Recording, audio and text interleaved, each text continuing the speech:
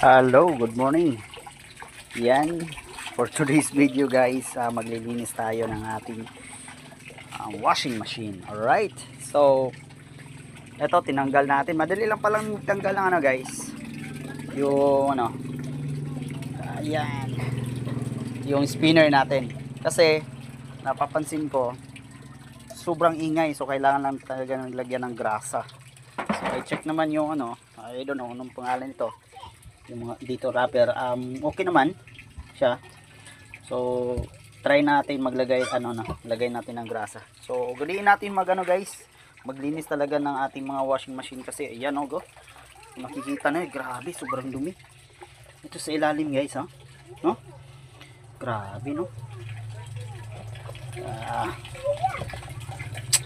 So, ito yung nasa ilalim. So,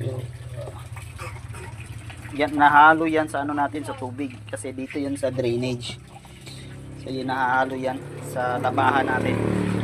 Tuloy natin maglinis lagi ng mga washing machine. Alright, so madali lang tanggalin yung spinner and dryer. Ito yung tornilyo lang na gamit, yan pliers yung ginamit ko. Ayan,